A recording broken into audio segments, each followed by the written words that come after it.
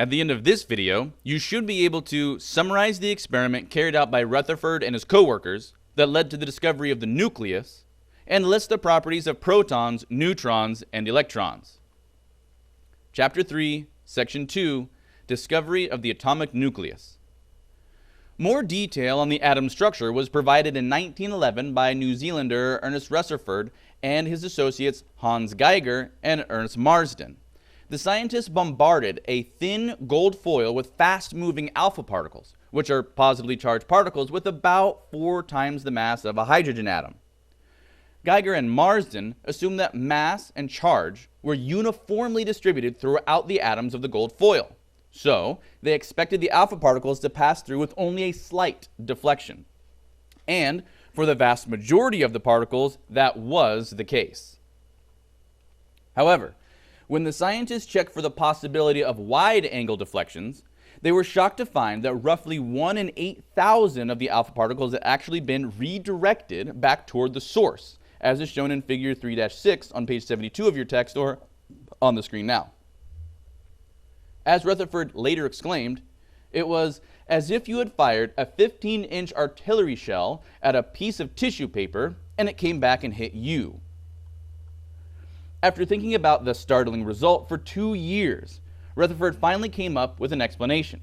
He realized that the rebounded alpha particles must have experienced some powerful force within the atom, and he figured that the source of this force must occupy a very small amount of space because so few of the total number of alpha particles had been affected by it.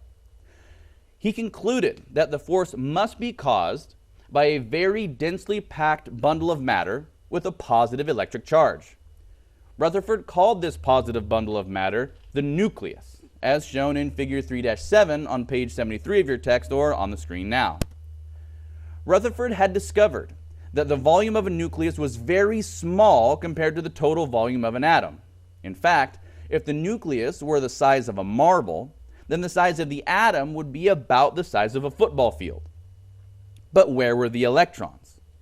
Although we had no supporting evidence, Rutherford suggested that the electrons surrounded the positively charged nucleus like planets around the sun. He could not explain, however, what kept the electrons in motion around the nucleus. Ernest Rutherford, with Hans Geiger and Ernst Marsden, discovered the nucleus of the atom using a beam of positively charged alpha particles. They bombarded a sheet of gold foil with a stream of alpha particles. Most of the particles passed straight through the foil. About 1 in 8,000 particles, however, were deflected, sometimes directly back at the source. Rutherford explained these results by hypothesizing that nearly all of the mass of an atom is concentrated in a very small volume called the nucleus. If the nucleus were small, it would be easy to miss. Alpha particles which miss the nucleus are deflected only slightly, if at all. Alpha particles which hit the nucleus are deflected severely.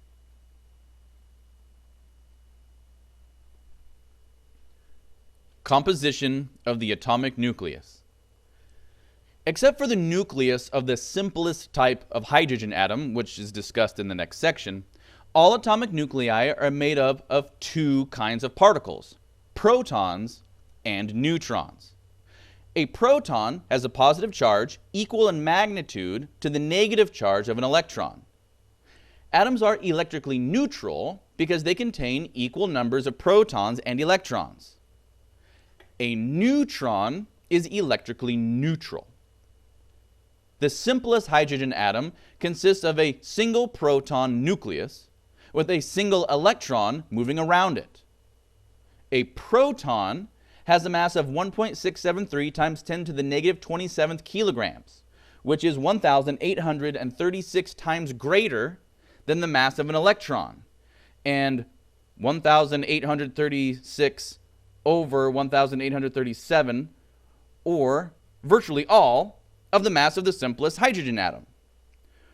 All atoms, besides the simplest hydrogen atom, contain neutrons. The mass of a neutron is 1.675 times 10 to the negative 27th kilograms, slightly larger than that of a proton. The nuclei of atoms of different elements differ in the number of protons they contain, and therefore in the amount of positive charge they possess. Thus, the number of protons in the atom's nucleus determines the atom's identity. Physicists have identified other subatomic particles, but particles other than electrons, protons, and neutrons have little effect on the chemical properties of nature. Table 3-1 on page 74 of your text, or on the screen now, summarizes the properties of electrons, protons, and neutrons. Forces in the nucleus. Generally, particles that have the same electric charge repel one another. Therefore, we would expect a nucleus with more than one proton to be unstable. However, when two protons are extremely close to each other, there is a strong attraction between them. In fact, more than 100 protons can exist close together in a nucleus. A similar attraction exists when neutrons are very close to each other, or when protons and neutrons are very close to each other.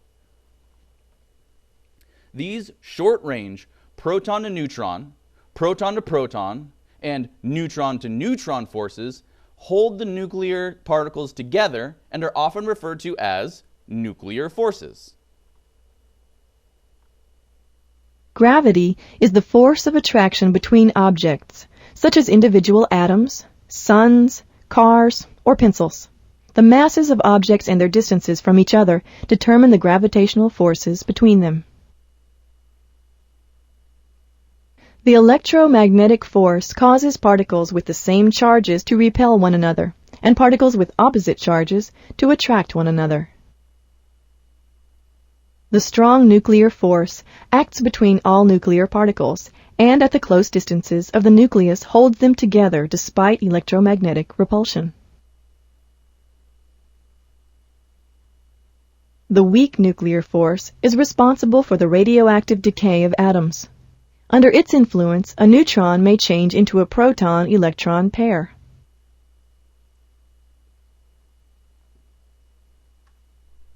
At this point, you should be able to summarize the experiment carried out by Rutherford and his co-workers that led to the discovery of the nucleus, and list the properties of protons, neutrons, and electrons.